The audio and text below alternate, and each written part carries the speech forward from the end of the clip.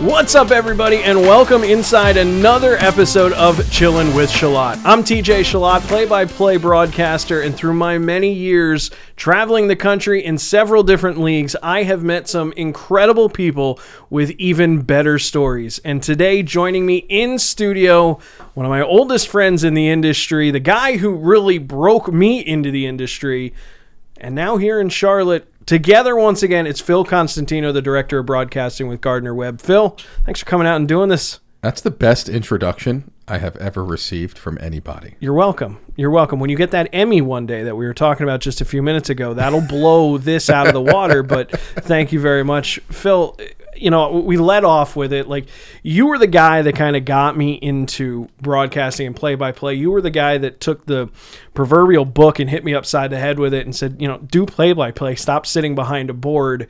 How did you get that idea? When did it pop into your mind that you wanted to be a play-by-play broadcaster one day? Because I know it was a lot earlier than it was for me. So you want to start at the beginning? We might as well. It's the beginning of the show. Let's start at the beginning.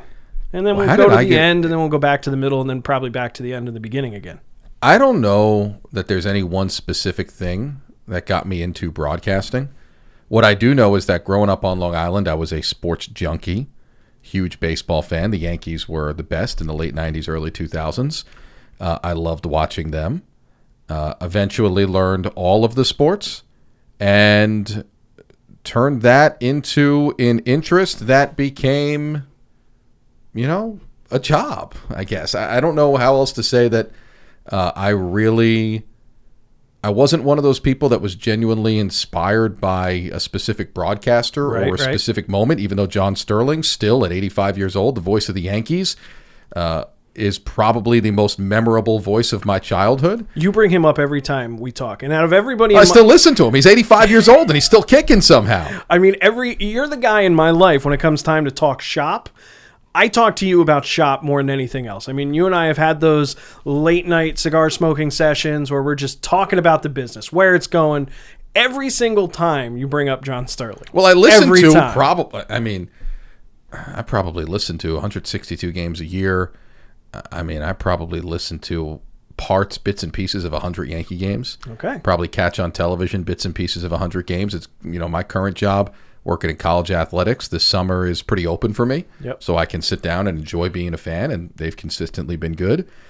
And at this point, I know that as long as John's still kicking and he's still doing it, I'm going to listen to him as much as I can because that's the voice of my childhood. So I don't know that there was one specific moment or specific person that got me into it.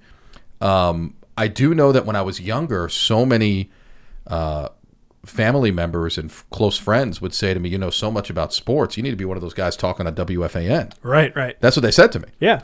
And I wasn't so sure in high school that it was something that I wanted to do for a while. I thought maybe I want to be a teacher like my parents were, get into coaching, maybe football or baseball or basketball. So you're in high school and you don't even know that that's necessarily where you want to go, because obviously I know you and I have a little bit of intimate knowledge about you, but then you go to Penn State and you clearly study communications, right? So like, was there somewhere during my senior year of high school, it kind of clicked as I started looking at what's my career going to be, what's my career path going to be, where do I want to go to school. I was looking at all broadcast programs. I'd pretty much decided somewhere along maybe summer going into my senior year of high school, fall of my senior year of high school, that I wanted to go into broadcasting, and applied a bunch of different places, got into a few spots. Penn State was the best fit for program, location, financially for me and my family at the time. And that's where I ended up at Penn State. But that's how I got into it. I can say this. You're going to like this. I think I've told you this story before. I'm sure you have. Let's hear it. My father is a little stingy. Tony Constantino, a little stingy with the money, right? So for a while when I was younger, the Yankees were playing on MSG, expanded cable. And he refused, as old school as Tony is, refused for the longest time to pay for the expanded cable box, which is now norm. Right. That's a norm in everyone's home. That's he refused to do it. So it was like an FDR fireside chat or something. We were every night outside of the maybe 20 games a year that the Yanks played on Fox 5 in New York, WNYW, for the vast majority of games per year when they were playing on MSG, because he refused to buy the expanded cable to get MSG, we would sit around the radio in the living room like something out of a 1940s scene. Listening to War of the Worlds, And Yeah, that's what we were doing. Like, we were listening to John Sterling. I'll never forget. It was one of those big stack radios, the 5 CD changer players, and it had a radio feature on it, and I'd watch the waveform on the digital screen on the front, and it was something like out of 1941. Right. And that's what we did. So maybe, I don't know, maybe there was some latent influence. Yeah, if you think back into it a little bit, you start diving deep, maybe there was some influence from listening to all those games as a kid, and John Sterling's voice specifically that inspired me. But I don't specifically look at one person or one moment. I just look at it as a kid that was in love with sports, that clearly wasn't. And we got cameras around. I mean, do I look like I was an athlete enough? And so how do I stay in it? And that's kind of what it was. What's that old phrase? If you can't play the game, coach. If you can't coach, broadcast. Like, it's just kind of... Oh, I mean, all I ever say about broadcasters is all you got to do is look around. Yeah. I mean, there's a reason why we're not playing. That's right. There's a reason why we're not even coaching. There's a reason why we're talking. Even when I was in shape, I mean, I wasn't a great athlete. They used to call me the refrigerator in high school because I was so slow that it was like I had a fridge strapped to my back. Really? Not because I was the size of a refrigerator. Like, you could have fooled me. Now, man, things are a little different. You have even said, though, I mean, going back to John Sterling and listening to radio, particularly baseball play-by-play radio, you've said a trillion times there is no better sport on radio than baseball when it's done right. Absolutely. I mean, Absolutely. You sit... And you're a hockey guy. I love hockey. And I love listening to really good hockey broadcasters because as someone who doesn't work in hockey, I kind of look at hockey as the hardest to describe because there's so much up and down. There's live substitutions. If you can paint a picture that I can visualize really well in hockey, then you're a really talented radio broadcaster. But the one thing hockey, and honestly no other sport has other than baseball, is that romanticism about it. Well, it comes in the dead time, I think, because baseball might be the easiest to describe. When the ball's put in play, it's pretty easy to describe swing and a line drive to left field. Swing and a drive deep to left center field. It one hops the wall, splits the outfield. You get into the description of it. You can visualize that in your head. And I think a lot of players can call the plays really well. What is the hardest thing to do about baseball is the everyday of it. Yeah, it's a lot. And the dead time. So you really have to be on top of your preparation. You really just have to have an ability to move the conversation along and stay fluid the entire time. And I think it's the hardest to call, maybe the easiest to describe. I've heard a few broadcasters explain it that way, and I kind of agree with that. So you're at Penn State, and you graduate from Penn State. Give me real quick just the cliff notes. I went from here to here to here to here to where you are now with Gardner-Webb. Oh, okay. So I graduated from Penn State. I was lucky enough to be one of the few, actually the only one at the time in my graduating class that had a job at the local ESPN radio affiliate there and was producing and co-hosting some talk shows, doing some play-by-play for high school sports and stuff. Kicked around, sticking around there, but realized there wasn't going to be a lot of room for growth at a small-town radio station. Moved home for the summer and applied to the whole world. Got a couple of part-time nibbles in different places, but ended up with IMG College at the time. They then merged with Learfield, became Learfield IMG, and now the company is just known as Learfield. But was at IMG College at the time as a studio host and producer. Took a chance on a part-time job down in North Carolina, a place I'd never really spent a whole lot of time before outside of driving through or a couple of visits. And, the studio's in Winston-Salem, but I chose to live in Charlotte somewhat strategically because there were so many young broadcasters that were saturating that small market up there that I didn't think I'd get play-by-play opportunities, which is the ultimate goal. And that job was just a studio host and producing job for different regional college networks around the country. And I moved to Charlotte, partially strategic, but also because a couple of friends of mine from college were living in Charlotte. Committed to driving the hour 15, 4 days a week roundabout. And it was worth it because by chance I ended up at, just kind of digging around, poking around, I should say, trying to find play-by-play gigs. I ended up at Queen's University in Charlotte, where I was for 5 years, 2 years part-time, 3 years full-time, kind of built the broadcasting department there. They were a Division II school at the time, They've now since transitioned to Division One. And then COVID kind of screwed up a lot for the world. But for me, it turned out to be, in the end, somewhat fortunate that there was an open opportunity at Gardner-Webb. They were holding on hiring the position. And they had already been recommended my name from some folks in the business a few months earlier. And then when they did have to hire the position, they moved quickly and I pounced.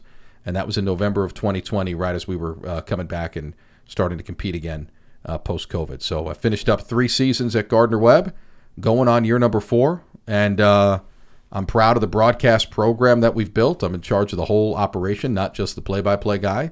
And I can honestly say we've got great people there and a great thing going. And it's honestly probably the best job I've had as far as full-time work. In regards to the play-by-play, what sports are you doing? You know, which ones are you getting into the most? Everything but hockey. We just don't have an ice hockey team. Exactly. Which one's your favorite to call?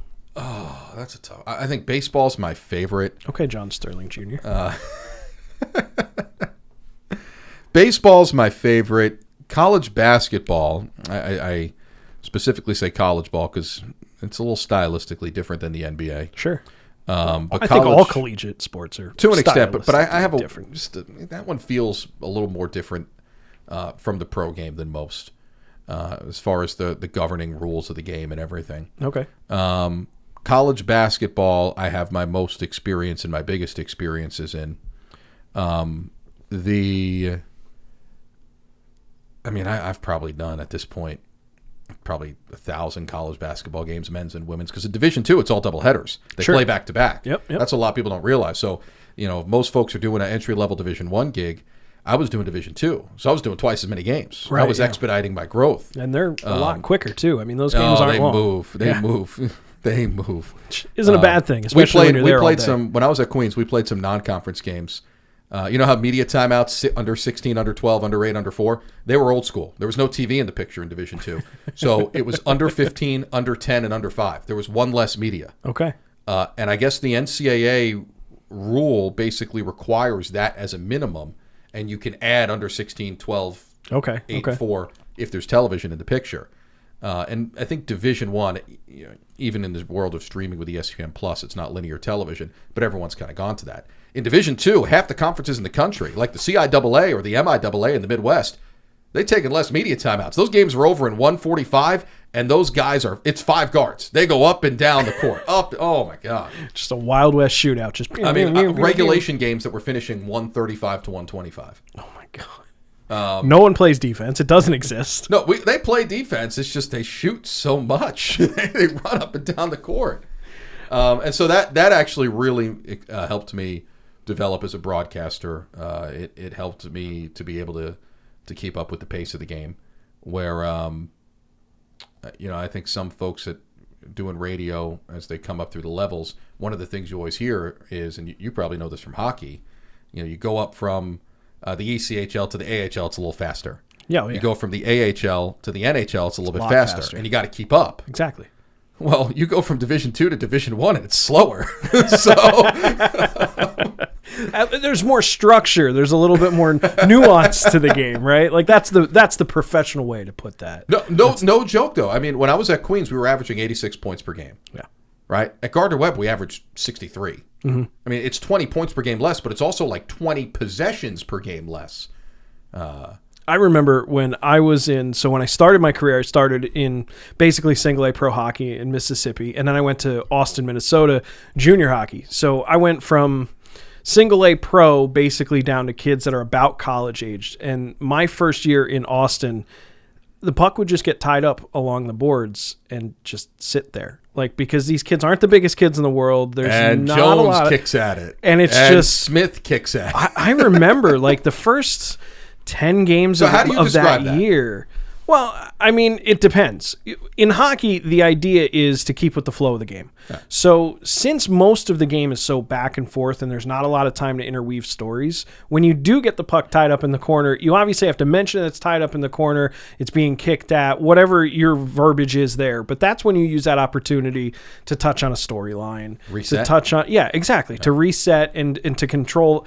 But you have to be paying attention. You can't get caught up in a story because let's say it's in the offensive end and it's tied up in the corner. you can't get caught up in a once story. it gets kicked out, if it enters the slot, that could be a goal in 2 seconds. In half a second. So you got to be careful with that kind of thing. But I remember how much of a adjustment it was. And I told a lot of people, I probably told you too. I remember just kind of thinking to myself too, like, all right, it's been, did you ever sit at a light that you're like, this should have turned green like an hour ago? Like, and you just feel like that's how I felt. If you're in the south and the light turns green and no one moves, and it feels like you should have been moving an hour ago. Exactly. The same feeling. But it was nice to see that, when I left Austin and came to Charlotte, things obviously were a little bit different. Because when you're talking the pro game, if it's tied up in the corner, some wrecking ball just comes in and, blows the whole thing up. Then puck comes free and boom goes the dynamite. And boom goes the dynamite. But you glazed over how we met in your career. You completely glazed over it. You talked about... You started asking me other questions. No, okay, fine. But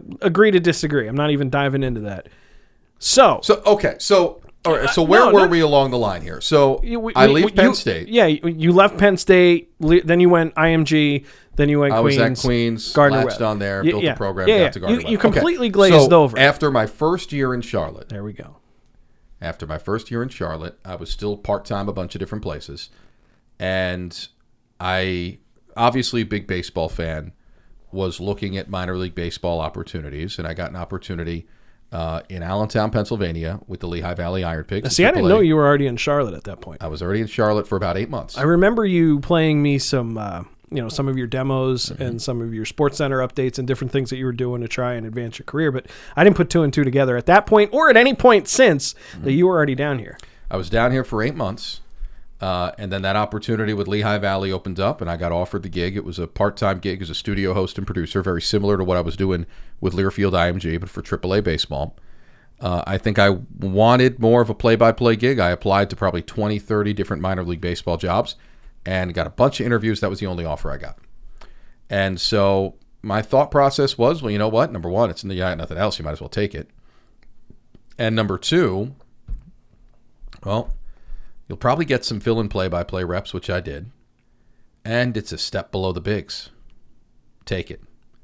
It wasn't a lot of money, but for the summer, got an Airbnb and was living in the upstairs of like an old school 3-story, I don't even know how to describe the architecture of it. Very Allentown-esque very northeast, very cramped. 19, or I should say like 1800s. Like very very much. The house that I was living in, the lady who owned it, her dad built it in the 1920s. Yeah, he built the house. Exactly. And I was there for the summer, and so my every day was for home games to go to the stadium and be there for batting practice, infield, interview a player for the pregame show, prepare my pregame show, and then at about 5:30 for a 7 o'clock game, leave and drive about 20 minutes over to Easton, a little closer to the Pennsylvania-New Jersey border, to the studio. ESPN of the Lehigh Valley was the station that had the rights.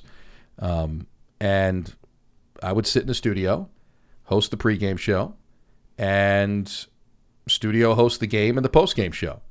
And that's what I did. Outside of the few times that I filled in and did play-by-play, I did pretty much every single game doing that. I used to joke with the lady that I was renting the room from. She's like, "Oh, you work for the Iron Pigs. I'd love to get to a game out there." And I said, "Well, great. I've never been to one. I leave before all the games." I say that to everybody who gets a Zamboni ride. I've never been on a Zamboni in my career because I'm always working. How are you going to be available in intermission? That's exactly. And you right. move like a refrigerator. Post game, I'm very slow. Look. You know that whole gag. Like, you don't have to be the fastest guy. You just have to be faster than the slowest guy. Like if the lion's chasing you or something like that, I'm that slowest guy. But honestly, those that 1 year. Is where we ended up crossing paths. So this is the summer of 2016. Thank you, because I'm terrible with dates. You're getting old. Awful. It's true. But you were working with Tom Fallon and Matt Marcus, who were hosting the afternoon show there, I think from 4 to 7. 4 to 7 traditionally. But the days that we had games, they would cut it off at 6:30. And you worked a bunch of those broadcasts as the producer running the board, occasionally in front of a microphone, but mostly pressing buttons. I'd have a couple of weak little small on-air parts. And I think it started with one day, you know, we were just talking, and you'd made a comment to me like, you know, you do a good job like on the shows. Can I stay and shadow you? I think you stayed for a couple of the games, and that was how you and I met, and that's how you and I became friends. And so you stuck around, and I think there were a few times where I missed a game or two. I drove home to New York. It was only a couple hours away, and you filled in for me. And I did board up and do one game that you were on play-by-play for yes, part of it. I believe too. so. Yeah, one of those fill-in gigs for you. And at some point, I think you described this part better than me, but at some point, you were mentioning your broadcast dreams. I think at the time you were working at the car dealership, and I said to you, have you ever thought of doing play-by-play? That is exactly what you said to me, exactly how you said it. Because you wanted to do it. You'd mentioned that it was, you know, being at the live events was going to be a thrill beyond being in the studio, and right. it's something that sort of captivated you. Yeah. And I said to you, well, have you ever thought of doing games? Like, why are you pent up here in a studio? And at that point in my career, I was just so happy to be pushing buttons. You know what I mean? Because you got to look at, I was still at the car dealership at that time, and anybody who's worked in any kind of heavy sales like that, especially the hours we were working, I mean, they're 12-hour days, 9 to 9, occasionally a 9 to 6. There's not a lot that's enjoyable and redeeming about that. So when I got the job at ESPN Radio of the Lehigh Valley that coincidentally landed on days that I was off from the dealership, I'm like, this is great. Like, I'm not getting paid a lot, but I'm hanging out, you know, guys are talking sports. It's a lot of fun. And even then I was just like, you know what? If I could somehow make this board op job my full-time job and pay my bills, I'd be so happy. And I think that's when you were like, well, what about play-by-play? And I was kind of like, well, yeah, that'd be cool, but I don't know what to do. Like, I don't know where to start. And you literally mapped it out for me what I need to do. Get a demo. You told me to don't go to the Iron Pigs. They're too busy. They've got way too much going on. Don't ask them. Ask Redding. So the Redding Fightin' Phils. I said that? Oh, yeah, absolutely. Wow. Absolutely. I'm smart. Yeah, I know you are. Literally. So that's exactly what you told me. You were like, you need to get a demo. That's the first thing you need to do. Get a demo. And I'm like, well, how do I do that? And I was like, can I just go to the Iron Pigs because it's in the same town? You're like, no, they're too busy. They're not going to have room in the press box. Reach out to Redding. So I reached out to Redding. Mike Ventola was there, who's now with the Iron Pigs.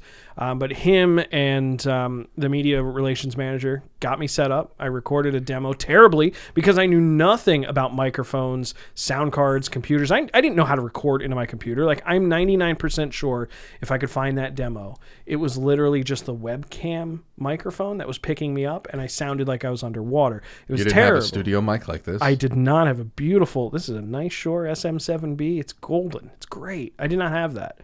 Wow. But yeah, then I took that, and one thing led to another. But that's when I started talking to you and getting to know you and your passions. That's when I started to realize, okay, no, this is a stepping stone to something much bigger.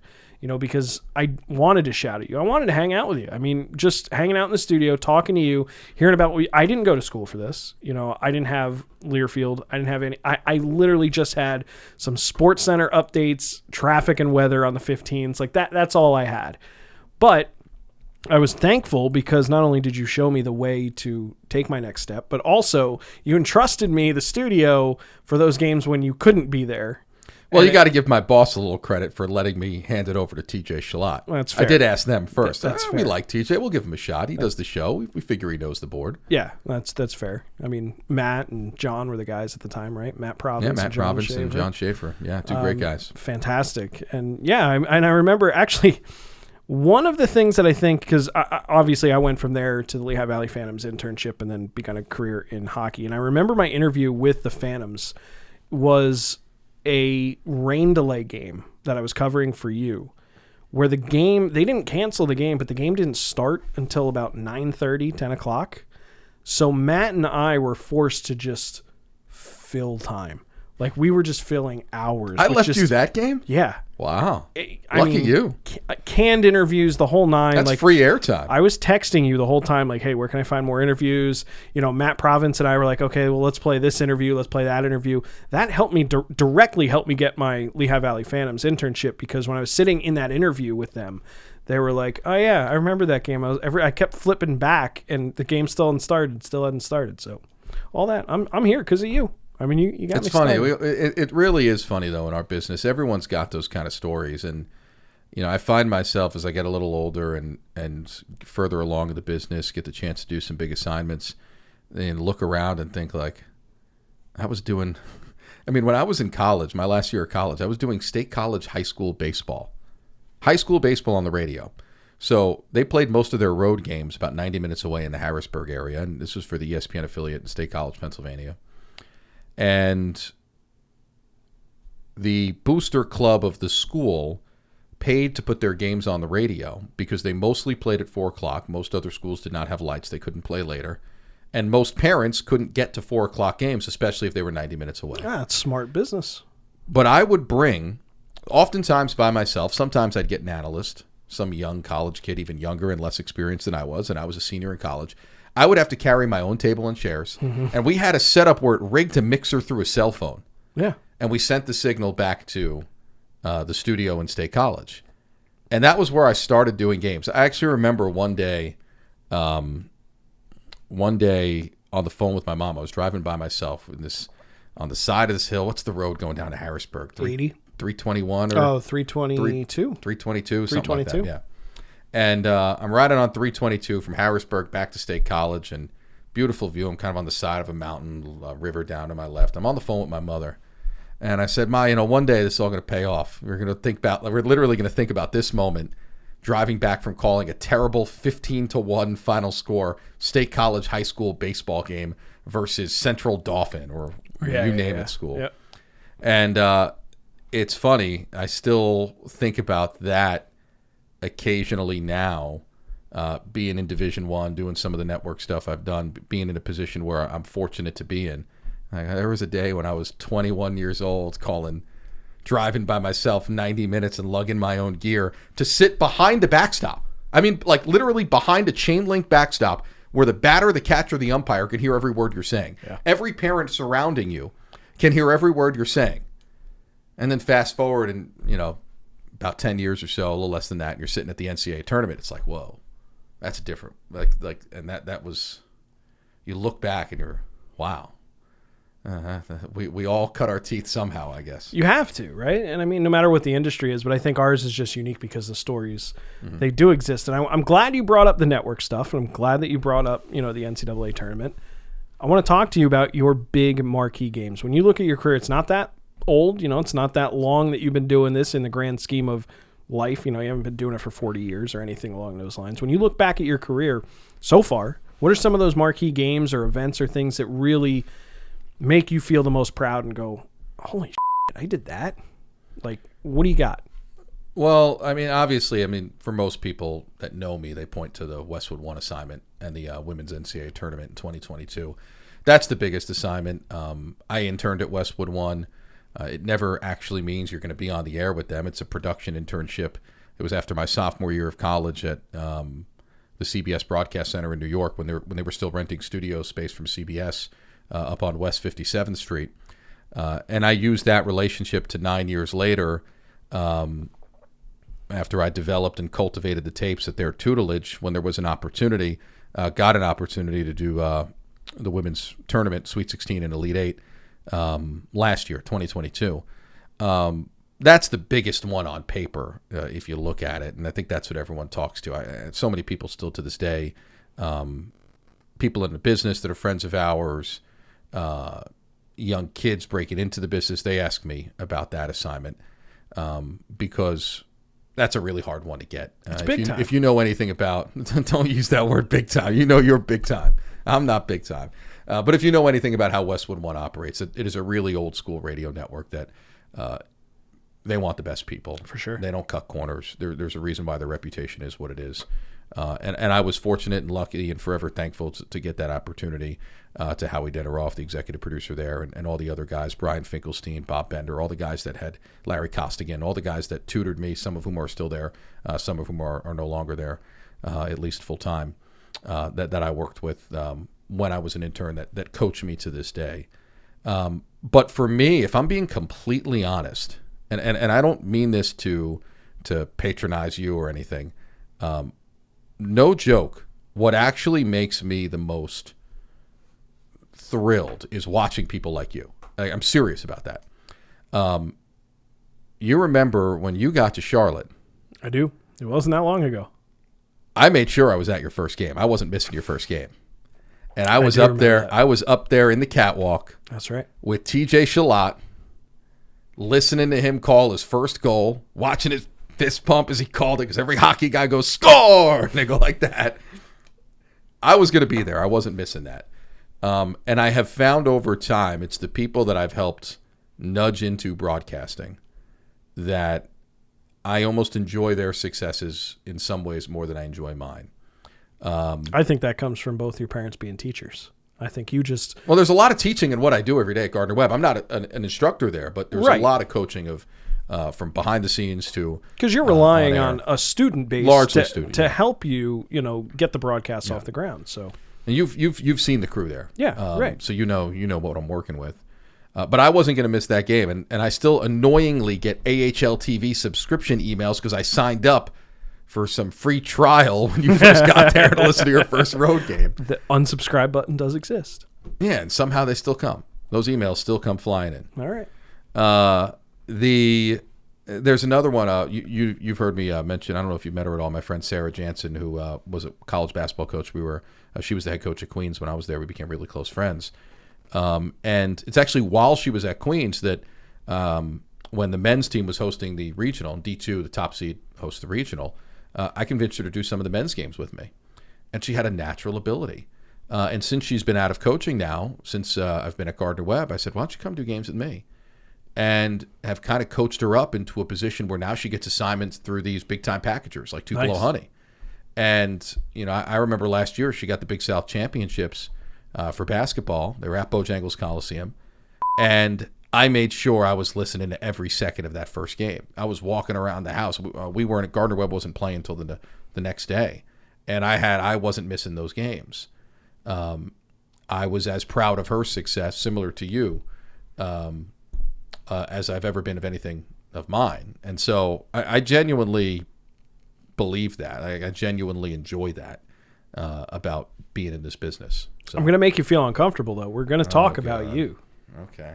What else you got? I mean, obviously calling the NCAA tournament for the women is huge. Yeah. What about some of the lesser fanfare marquee type games that you just always think about that you remember? I can think of 5 or 6 games in my career where I'm just like, man, there was something special about that game, about that atmosphere. But it wasn't anything major. It wasn't a championship or something. There are games that I remember because I'd never heard of Queen's University of Charlotte before I got down here. I didn't either. Once I got into it, I was invested in every little bit. I was the biggest D2 basketball junkie out there. So there are moments that you remember that almost make you tear up because when you're a part of the team and you see the struggle every day, and then eventually you see that struggle turn into success, you feel ownership of it as well, even as the broadcaster. So at Queens, in our conference, the South Atlantic Conference at the time, the powerhouse was Lincoln Memorial. Queens was just building back up. And we could not beat Lincoln Memorial. And then finally we did. And when we beat them in the regional championship game. And in Division II, it's a true regional championship. We beat them in the Sweet 16 game at their place when they were 32-1 and the number 1 ranked team in the country to get to the D2 Elite 8, which is really like the Final Four. It's a little bit different setup of the tournament in Division II. But if you get to the Elite 8, you won your region, and it's a big deal. We had lost to them 3 times in the regular season. 2 times in the regular season, traditional games, and 1 time in the conference championship game. They were the only team we'd lost to all year. We had 3 losses. And we held them 40 points under their season scoring average, and we beat them by 12, and it was never close in the second half. That moment of breaking through in that game against them, getting to the Elite 8, we eventually went to the Final Four. We won our first game against Cal Baptist. That kind of moment is the kind of moment that's fulfilling. Those are the kind of moments that stand out. People ask me my favorite moment that I was ever in attendance for as a sports fan. And I think to this day, that's my favorite moment. And it was a professional moment. Very similarly, this past year at Gardner-Webb, we won 2 championships. We won 3 total championships, but 2 marquee teams that stand out. football won the Big South, and that scene of it happened to fall where we were playing North Carolina A&T on the final day of the regular season at home, and they were able to bill it as a winner-take-all Big South championship game because the winner was winning the conference title. The winner was going to go undefeated. And we beat A&T. We pull away from them in the second half. And the scene on the field, I'm standing up there in the box trying to call this game. Now, keep in mind, I'm also doing it on ESPN Plus on TV, so I'm supposed to be objective. I can't lean one way or the other. And I'm fighting back tears because you put 3 years into a program and you go through the struggle, a program that historically had not been that good. A new coach, Trey Lamb, comes in, and it's so many close calls and so many close losses to FBS teams, brand names that people would know of, like Coastal Carolina and Liberty. You just are waiting for that breakthrough. And then to finally put it together and rattle off 6 straight wins, or 5 straight wins, I guess, or 6-team league, and win the conference, that celebration on the field is something fulfilling. Similar to our women's basketball team, went 21-0, Big South Conference record this past year. No team had ever won that many consecutive games unbeaten in the history of the conference. To close it off at Bojangles, on the floor at Bojangles Coliseum, and win it in style and complete an undefeated season for a program that had so many close losses and was kind of knocking on the door, being upper echelon in the league for a few years. And they couldn't break through, and now they finally did. They put it all together this year, and they put it all together in a historic way. Those are the moments that stand out. That's the first part of it. But I also think for me, I think what stands out after the fact is the calls, if that makes sense. Yeah. There are certain lines that you never forget. Yep. And I'll specifically, I think this is the greatest line of broadcasting I've ever uttered, any broadcast I've ever done. Big South Football Championship, we're letting it breathe. They're all celebrating on the field. We had a camera shot of an offensive lineman holding up his hand. Ring me, right? We had another. Where was the camera shot? Was I running the camera? You might have been. You were there that day. I was there that day. I was in the scaffold in the end zone. I was camera 4. For anyone who I would have been thinks on he's your big right. time, if anyone who thinks he's big time, TJ Shallot. I went from that game and blitzed from Boiling Springs here because we had a game at Bojangles and then ran up to the press box. I was there plenty of time. You think broadcasting's flattering? TJ Shallot was running a camera for the Big South Football Championship game this year. Why not? But we're seeing these camera shots, and we're seeing the celebration, and I want to cry. We're letting it breathe, and I remember moments, but not just my call. I think I remember the teamwork of it. Mark Covert, my analyst, he knew that it was their moment, and he just shut up. And not every analyst I've worked with would do that, and we let it breathe. And then as the camera shots show this celebration and this euphoric look on this one defensive lineman sitting on his helmet, just going, wow, looking, wow. And I uttered the line, something along the lines of, I think sometimes we lose sight of what college football means to the smaller schools, to some of those in the FCS. Good point. And then I That's said, a really good point. You're looking at it. And Mark uttered, yep. And it was like, I thought that line isn't the same without his punctuation on it. Yeah, because this is a guy that played D2 sports, right? He played at Catawba College, so he knows what the struggle is. He knows what small college football is. That comment, even one syllable, doesn't have the same meaning if it's coming from a former NFL guy or a former Division I guy. But it was something about, yes, I felt my call was the best line I'd ever uttered, but there was something of the teamwork of it, the way he laid out, and then the way he just punctuated it. Emotion. And so I remember those moments too. There are games that stand out. There are achievements that stand out. Some of the teams you worked with, you become embedded. You know the deal. You become embedded with them. You're part of the team. But also, I think you remember the moments that the crew had. That were great. Yeah. And in my case, doing a lot of TV and being in charge of the crew as well at Gardner-Webb, I really remember when the crew puts it all together. And in that game, and it was more than just the talent. You joked about being on camera. The camera shots that game, the execution from the producer and the director, the end of that broadcast was flawless. They nailed it. I can't tell you how many text messages I got about it. And it was the call of that moment of everything together, the production, the teamwork of it, where I was just like, that's a moment I'm gonna remember forever. Well, I think when people, when they hear the title Director of Broadcasting and you tell them, yeah, I do play-by-play for Gardner-Webb, or in my case, I'm Director of Broadcasting for the Charlotte Checkers. Like, yeah, okay, I do play-by-play for the Charlotte Checkers. What they forget about is Director of Broadcasting is this umbrella.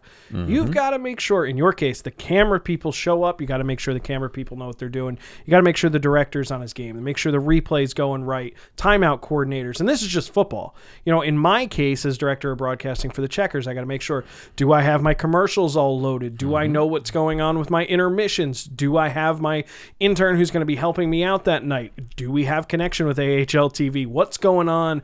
Where what is just the process? And I think people forget about that, because when you think about play-by-play, you think about, if you're a normal person, I say normal person, someone outside the industry, when you think about play-by-play, you think about the Joe Bucks, the Troy Aikmans, and they just show up and they do the game, and they get paid for it, and they're great at it. I have a thought. It's funny. I was actually telling this story at the office earlier today. No joke. I was telling this story at the office today.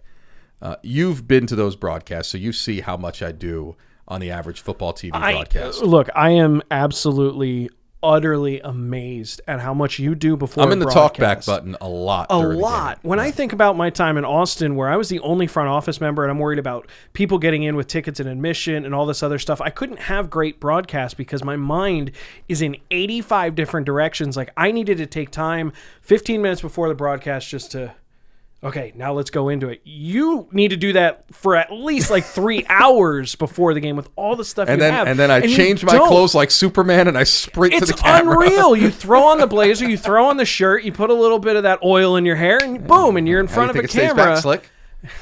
Nice. Good callback.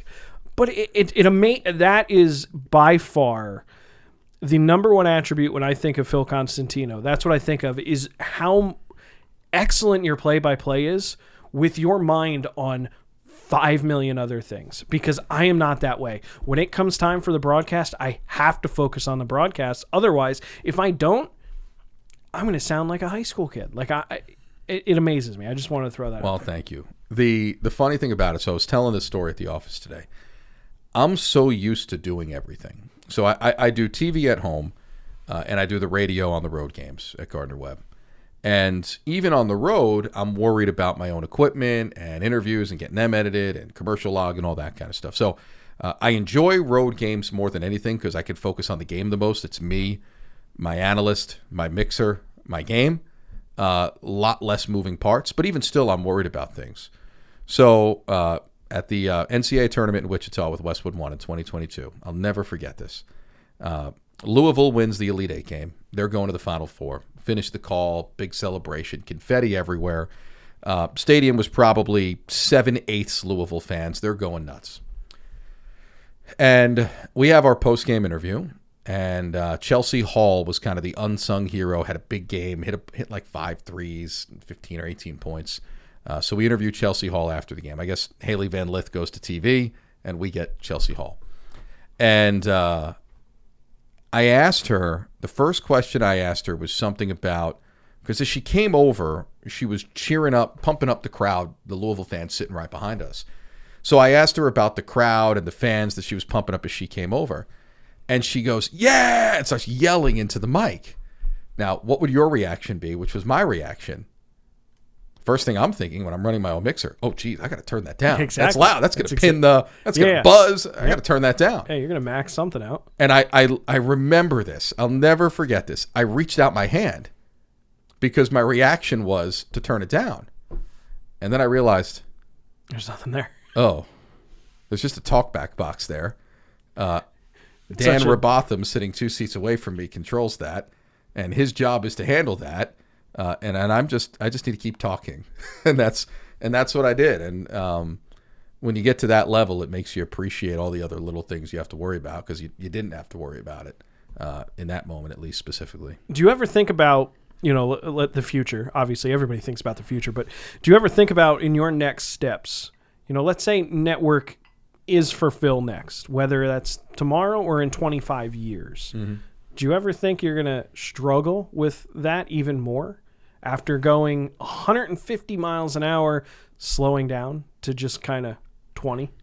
You know what's funny? I actually talked about this with someone the other day. That was such a learning experience for me about how to. I don't have to do it all. I don't have to be a professional, or how to be a professional, I should say. I don't have to be everything. I don't have to do everything myself. I can use my teammates. They're there for a reason. So, for example, network debut, Sweet 16 game, first game. It is Louisville versus Tennessee. Okay. Louisville scores the first basket of the game. They take a 2-0 lead. I call that on the air. Layup, 2-0 lead. A couple possessions go by, no score. I go to reset the score and the time on the clock. So it's about 7.5 minutes first quarter, 2-0 Louisville. And I'm reading the scoreboard, and it says 2-0 Tennessee. And I said that over the air. Mm-hmm. And I looked over at Andy Garcia, my producer, and I looked at him, and he just says in my headset, just correct it. I corrected it, and I'm pointing at the scoreboard. What's going on here? Right? I gave it to the wrong team. Now, if that ever happened at Gardner-Webb, or that ever happened when I was at Queens, you'd have coaches on the benches yelling, that wrong scores are the wrong. Right? They'd be all over that. I'm looking at the benches. So the minute I say that, that's my reaction. I'm looking at the benches, and they're not reacting at all. And I'm like, did I screw this? Like, what happened here? So now it gets to 6-4, and they still have the score flipped. Louisville's up 6-4. They have Tennessee leading 6-4. And now I'm trying to network debut, big moment. I know a lot of people that are listening to these games because this is my big debut. And I keep looking over at Andy, and I'm like, what is going at the NCAA tournament? What is going? Am I the one? Am I seeing things? What's going on you're second here? guessing yourself, right? Like, and so eventually, it gets to the end of the first quarter, and every scoreboard in the arena goes blank. They turned it off. Someone realized they were wrong. Something was programmed incorrectly. And I literally go like this. I'm like, what do I do? What do I do? And then during one of the breaks, Andy says to me, use the TV, use the bug, use the TV monitor. And at some point, I guess the graphics from the TV broadcast dropped from doing it manually or dropped from character generation and went to doing it manually so that they were accurate. And for people who don't know what that means, a lot of the score bugs that you see when you're watching TV, the data comes directly from the scoreboard. So they also have the ability to override it, and they can do it manually. Exactly. Right. And so but it wasn't a natural reaction for me doing radio to look at the monitor. I usually don't have a monitor when I'm doing radio. When I'm doing television, I have a monitor. And it's really hard. I go back and forth from radio to TV all the time. That's not easy to do. But part of it is that allows your brain to get to that point to be able to call a game like radio or call a game like TV is whether you're looking at a monitor or not. If you're watching a TV, you can call the game like a TV. You can call it like a TV, exactly.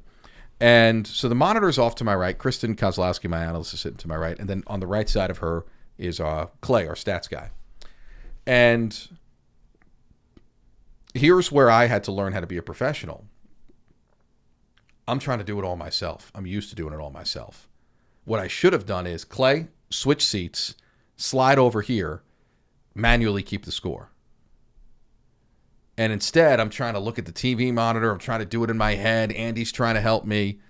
Had I had more experience where I'm not worried about trying to do everything myself and convinced that I'm the greatest one-man show of all time, I would have learned how to use my teammates better. And I screwed up. I genuinely, that was an unfortunate setting to be in as my network debut, but it was also the greatest learning experience in the world because I talked to a bunch of guys at Westwood One afterwards. They said, you should have your stats guy right away. That should have been your first reaction. I never use a stats guy. Right, yeah. I never have a stats guy. You're not used to the that. only time I have a stats guy is when I'm doing football on TV. Mojo, who you and I know is a really good stats guy, who does it for me. But even still, I've done some football games without a stats guy, which is kind of hard to do, but I've learned to do it. So now I have to learn how to use my... And I said, I've been in some of the worst Division II venues of all time. That would never happen. That would never happen at Newberry College, right? That would never happen at Tusculum University, places you've probably never heard of. But it happened in the NCAA tournament. It happened in the Sweet 16 in a nationally televised game. If the Superdome can lose power during a Super Bowl, Then it can happen anywhere. It can happen anywhere. And so it was unfortunate, but it also taught me everything. And it taught me that I have to be a professional, and it taught me how to use my teammates. And so whenever it is that the next time that I get back to doing network stuff, whether it's regular stuff or individual, one-off assignments like that, I know that I'm so much more prepared now as a professional. So that's a long-winded story of how to answer your question and say, I maybe learned the hard way there, but that kind of thing won't happen to me again. Doing everything, if anything, when I do dial back, focusing on, and just start focusing on one thing, it'll be that much better. Well, we're two broadcasters. If it's not long-winded, we're not doing our jobs right, to be honest with you. Is this going to be the longest podcast you've had yet? No. But no, I don't shut up. You bring up a good point, I though. talk for a living. I think, look, we're in, we both do. We're in this industry, right? Because a little bit, we want to get out there. We want to, our ego, we need a little bit of something. We like doing that. We like when our calls get tweeted out or absolutely. Threaded I think out. everyone I don't does. know what the term is now for that. What is that? Thread, the new Instagram version of Twitter. That's the thing. Oh yeah, it's a big thing. People are leaving Twitter en masse. We'll talk. Anywho, I hate social media. Twitter sparingly. I try to stay off it. Go ahead. We forget, look, the broadcasters, I just watched the movie again for the millionth time, Miracle, and everybody remembers Al Michaels' call. Mm-hmm. Do you believe miracles? Yes, blah, blah, blah, blah. If that, an iconic moment like that, which happens in sports quite frequently, we always remember, okay, Al Michaels, he was the one who said it. Maybe you remember Ken Dryden as the color analyst, but you don't know who the camera guy is. You don't know who the director is. There's so many unsung heroes out there who are controlling that broadcast and really making, because it's like a car. It's like a human body. Like all of the parts have to be working together in order for it to function properly.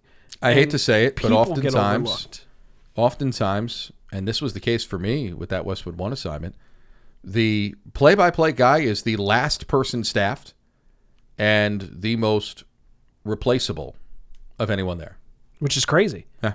I mean, because it's as technical and as important of a position as it is, there's a lot more people out there who are doing it. And are good at it. There's a lot fewer, expert replay techs. There's a lot fewer directors who know how to do sports, or even if you switch to like concerts or other different type of TV, you really have to know what you're doing. And you don't learn about that in college. You learn about that when you finally get out there, or in your case, when you're thrown into it and it's like, hey, Phil, guess what? Now you're the director. You've got to make sure everything's going. I mean, how many times do you opt to come off the mic and let somebody else jump out so that way you can fill a need because you don't have anyone else who has necessarily the skills to be a director or a producer or whatever? That was the premise of the job at Gardner-Webb. I think a lot of people, looking back on that, everyone was giving me congratulations, big assignment, Division I director of broadcasting. That's a good gig to get. But I actually, my first bunch of games at Gardner-Webb, I wasn't on the air at all. I told him I'm going to get in here and I'm going to run the program. And once I run the program and I get it built up, then I'm going to be on the air. How long did that take you? A couple months to get someone to a position where I could trust them. But even still, the quality of the broadcasts weren't great. Now, I mean, I go out on the road with our basketball team or football team, and I leave people behind to run the shows. I don't have to worry about that. I've got a good stable, and a lot of those guys, a good stable of people that are really good. And but I had to earn it the same way that I kind of built a sports network and a streaming operation that wasn't there at Queens. At Gardner-Webb, I had to prove that I could be on the air and run the whole show. And ultimately, I think I was able to do that somewhat successfully. Where are you learning this stuff? When you first got hired at Gardner-Webb and you had to learn it, I mean, obviously, getting your hands on stuff and plugging things in and figuring out what works and what doesn't is one thing. But where did you pick up the technical knowledge? I have one guy. Changed my life. I don't know that he realizes how important he was to my life. He's a good friend to me to this day. And he still works on broadcasts for me at Gardner-Webb occasionally. And his name is Tim Dixon. Tim Dixon, when I was at Queens, was the media services team lead on campus. Ran all audiovisual for campus side. there was not a very good. I kind of latched on at Queens doing these one camera web streams where the quality was just awful. The SID was setting up the camera, and that was when I first emailed about doing games. Got asked to do some games, and was doing games there. And in 2017, my second year part-time there, I built a relationship with our head coach, who's now the head coach at Milwaukee, Bart Lundy. He's a good friend to this day. And we were probably going to end up hosting the regional. We were one of the top 10 teams in the country, and I said to him, we need to build out a sports network. We can't put that broadcast out in front of the region. And this is a part-timer looking for opportunity, looking for a chance. We need to build multiple cameras. We need to try and find graphics, replay. This one camera is crap. It's not even focused half the time, right? And I mentioned it to him, and then I brought it to the athletic director and Sherry, and she said, get with Tim Dixon. He's on campus. He spent 20 years working in television. He can help you. And that was the beginning of me learning the basics of very elementary video streaming. And it's been over the years of just learning, increased knowledge, a lot of studying on my own of this is how it's done on national TV. This is what looks good. This is what looks bad, trial and error. But that was the beginning of it. That was the beginning of learning the basics of engineering. I wouldn't say I'm an engineer, but I know workflows of how things get to where. That was the basics of how do you broadcast on a small budget at our level. It's so kind tough. Of a lean broadcast. And then when I got to Gardner-Webb, there was a lot of equipment that I didn't know that was kind of the next level. And I had to learn through trial and error. I give credit to my predecessor who spent hours on the phone, didn't have to, on video calls with me, going over things. And then from there, you kind of use that to get on some TV crews and kind of see, so if I'm the timeout coordinator, I'm listening to producer communication. I'm picking the brain during the breaks of, whatever baseball tournament we're doing. I'm picking the brain during the breaks of the director and all that. And that's kind of how I learned the behind the scenes stuff. So I can honestly say that, yes, I've been fortunate enough to do some high level play-by-play. Play-by-play is the thing that I'm most comfortable doing. But I've worked on television crews as talent stats and official stats and timeout coordinator for things including the NFL. I can honestly, for maybe mid to entry level linear television broadcasts, probably capable enough to run certain graphics softwares, certain score bug operating systems, certain replay operations, and could even produce and direct comfortably those things, because I do it all the time on a streaming platform. When I'm not on the air, I'm on the air for football, I'm on the air for men's basketball, I'm on the air for most women's basketball and most baseball. All those other sports, though, I'm producing them typically myself, hands-on, or even for the sports that I'm on the air, I'm going back and kind of post-producing with everybody. This is the coaching of what we should be doing. So I've kind of prided myself on being a versatile guy.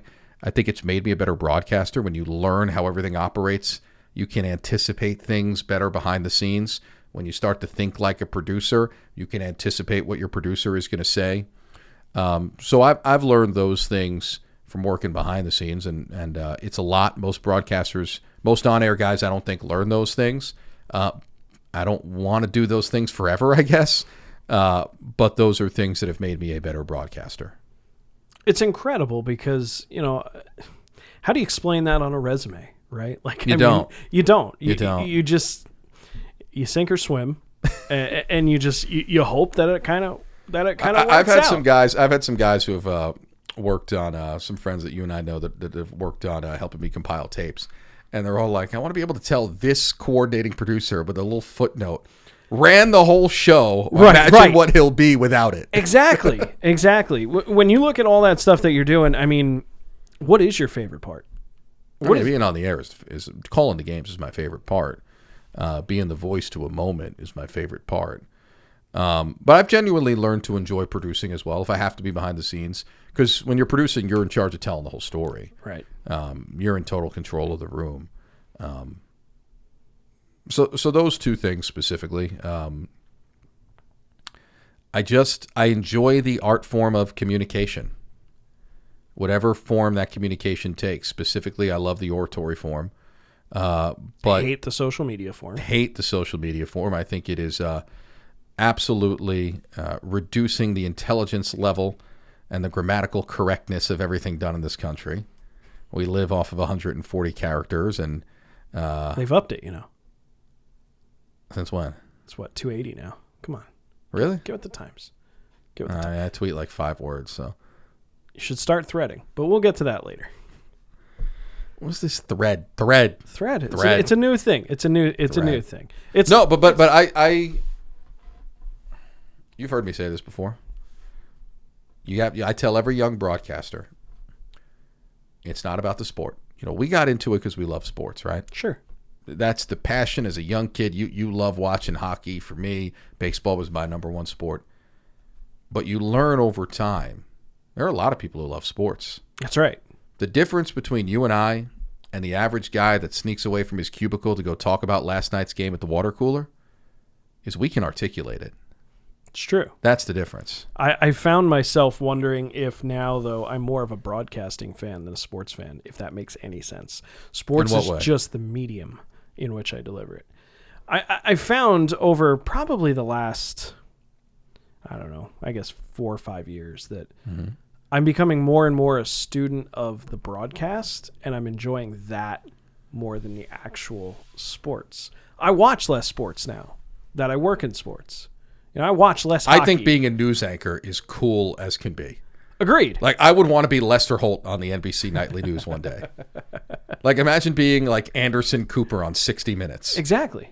But and that's broadcasting, just a different medium than what we do. But Scott Pelley. That'd be amazing. I'm a 60 Minutes guy. Oh, yeah. I'm an old man. I watch 60 Minutes every You are Sunday. an old man. But back to the Younger point, than like you. a couple of years. Don't you hit me with the just for men or whatever you hit me with. Touch of gray. Don't touch a gray. That's what it was. Let's not do that. But no, I've become more of a student, and I've enjoyed the sport of broadcasting more than anything else. You know what I tell my students, the kids that I work with? Those who want to get into doing broadcasting, who want to be on the air. I tell them, go read some of the best political speeches in history. Mm-hmm. Yep. I had a political speech college go course read any Barack Obama speech. Go watch Ronald Reagan and his one-liners at debates, his ability to improvise. Go actually read the transcript of anything Martin Luther King Jr. or anything Winston Churchill. I mean, we get caught up on the famous line of the I Have a Dream speech. Or Gorbachev, tear down this wall. Right, if you exactly. want to talk about Reagan. Go actually read the transcript of that speech, of the I Have a Dream speech.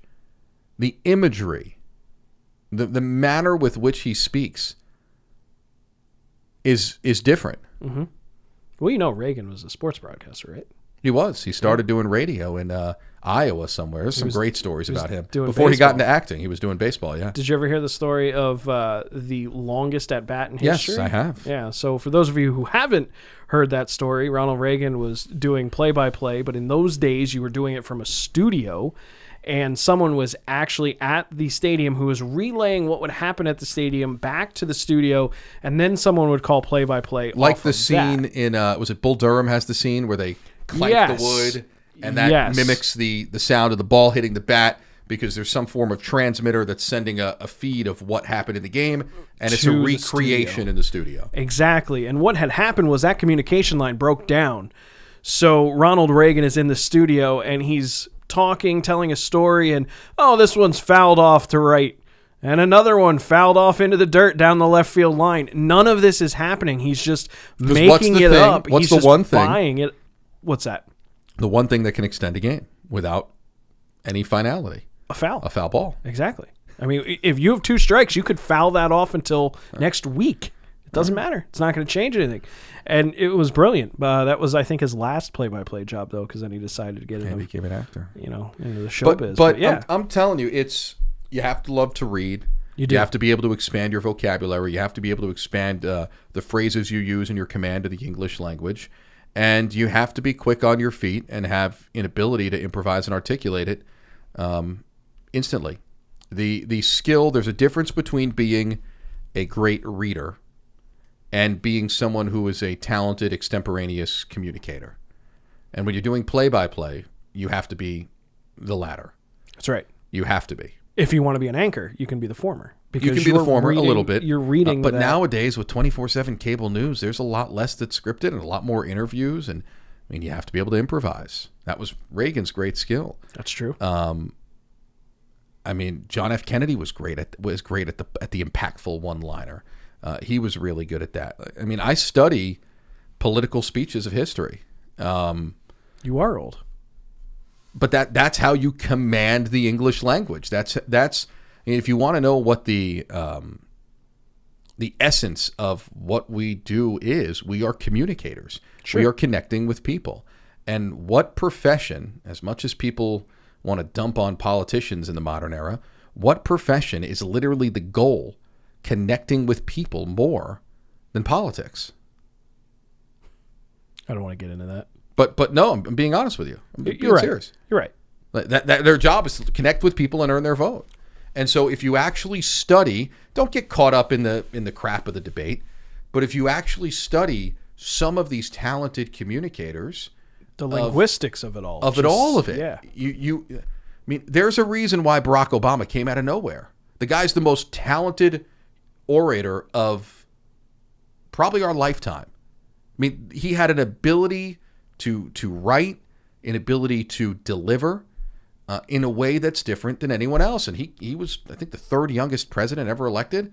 And he was at the bottom of the field, if you remember correctly, at the start of the primaries in 2008. Came out of nowhere, was a tidal wave. Why? Because of his ability to communicate. And that's what I tell people all the time. So when I watch political things and study political things, I look at it from the perspective of how are they connecting? Right. How are they communicating? It's not the why or the what. It's the how. The how. Yeah. What's the and process? That's the same kind of thing that when people watch our games or watch this podcast, I like to think that I was gripping and moved this thing along today. Feel like we've been going for a while. I've got a few texts here that we need to pick it up because this is just droning on. Well, that's why. Totally I want to move this show along. I want this show to go long, an hour 15, however long we've been going, but it doesn't feel like an hour 15. That's if you know how to communicate. I love it. Phil, what's the pie in the sky dream for you? This is my last question, and I don't want you to necessarily, just give me some. I'm not answering that. Okay. You just want to keep it to yourself. No, well, if I'm going to get personal, I don't tell a whole lot of people this. Let's put it on the podcast. I love it. How many people are all 15 of you out there listening? This is great content. Great content. My number one goal when I graduated college, really after I interned at Westwood One, and I saw that operation, and I saw that these guys are the best of the best. These guys are the closest thing to perfect that exists, because there is no such thing as the perfect broadcast, but it's oftentimes how you save your mistakes and how you make it appear perfect. They hire the best of the best. And my goal was to one day get the call from them to be able to call a game for them. That was it. That was the singular goal that I set out for myself in my broadcasting career. So where are we at? That happened when I was 28. Where are we at? So I don't know. All right. There are things, I would love to be able to do regular network stuff. I think I've learned, though, that the industry is changing, and probably the best lifestyle is really getting in with a team, maybe with a professional team. I mean, I grew up a fan of the Yankees. Voice of the Yankees would be nice. I don't know. John Sterling's 85. He's got to be retiring 85, at some point, right? But I hope not. But so I don't know that I have an answer to that question, except to say that I have learned to live in the moment, get the most out of every day. I've accomplished some good things at a decently young age in this business. But there are far better and more talented and successful people than me out there. And just enjoy the gig that I have, enjoy the everyday, and the rest will take care of itself. Thanks again for coming out, man. This is a great talk. You and I, we talk shop a lot. We're going to continue to talk shop. Again, I would not be sitting here in Charlotte, North Carolina if it weren't for you just giving me that smack upside the head. Thank you, and you have done a lot yourself. And I know I'm big time if I get the chance to chill with Chillot. Like that double overtime game. Ooh, that was a fun time up in the press box. Anywho, that was Phil Constantino, the director of broadcasting at Gardner-Webb University. This has been another edition of Chillin' with Chillot. We had a lot of fun here. We got plenty more coming up. Make sure you like and subscribe. Follow us wherever you get all of your podcasts. A lot of fun. Join us next time. We've got plenty more guests coming up right after this. Take care, everybody.